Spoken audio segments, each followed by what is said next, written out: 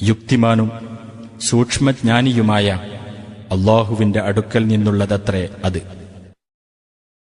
എന്തെന്നാൽ അല്ലാഹുവിനെയല്ലാതെ നിങ്ങൾ ആരാധിക്കരുത്.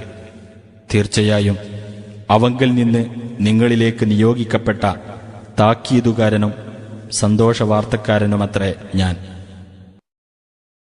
നിങ്ങൾ നിങ്ങളുടെ രക്ഷിതാവിനോട് പാപമോചനം തേടുകയും എന്നിട്ട് അവനിലേക്ക് ഖേദിച്ചു മടങ്ങുകയും ചെയ്യുക.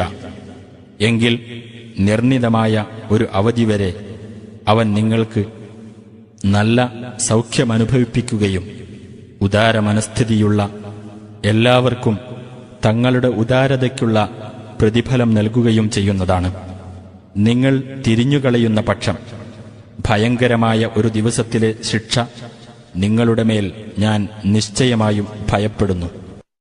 അല്ലാഹുവിങ്കലേക്കാണ് നിങ്ങളുടെ മടക്കം. അവൻ എല്ലാ കാര്യത്തിനും കഴിവുള്ളവനത്രേ. ശ്രദ്ധിക്കുക, അല്ലാഹുവിൽ നിന്ന് ഒളിക്കാൻ വേണ്ടി അവർ തങ്ങളുടെ നെഞ്ചുകൾ മടക്കിക്കളയുന്നു.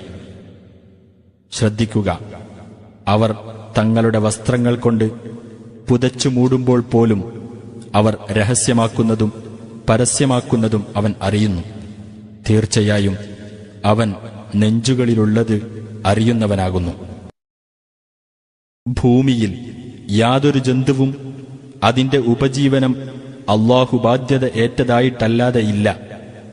അവയുടെ താമസസ്ഥലവും സൂക്ഷിപ്പുസ്ഥലവും അവൻ അറിയുന്നു. എല്ലാം സ്പഷ്ടമായ ഒരു രേഖയിലുണ്ട്.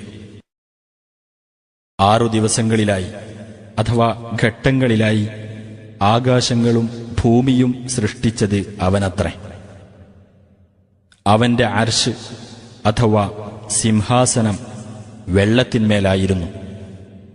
നിങ്ങളിൽ ആരാണ് കർമ്മം കൊണ്ട് ഏറ്റവും നല്ലവൻ എന്നറിയുന്നതിന് നിങ്ങളെ പരീക്ഷിക്കുവാൻ വേണ്ടിയത്രേ അത്. തീർച്ചയായും നിങ്ങൾ മരണത്തിനു ശേഷം ഉയിർത്തെഴുന്നേൽപ്പിക്കപ്പെടുന്നവരാണ് എന്ന് നീ പറഞ്ഞാൽ അവിശ്വസിച്ചവർ പറയും, ഇത് സ്പഷ്ടമായ ജാലവിദ്യയല്ലാതെ മറ്റൊന്നുമല്ല. ഒരു നിർണിത കാലപരിധിവരെ അവരിൽ നിന്നും നാം ശിക്ഷ മാറ്റിവെച്ചാൽ അവർ പറയുക തന്നെ ചെയ്യും, അതിനെ തടഞ്ഞു നിർത്തുന്ന കാര്യമെന്താണ് എന്ന്. ശ്രദ്ധിക്കുക, അതവർക്ക് വന്നെത്തുന്ന ദിവസം അതവരിൽ നിന്ന് തിരിച്ചു കളയപ്പെടുന്നതല്ല. എന്തൊന്നിനെപ്പറ്റി അവർ പരിഹസിച്ചിരുന്നുവോ അതവരിൽ വന്നെത്തുകയും ചെയ്യും. മനുഷ്യന് നാം നമ്മുടെ പക്കൽ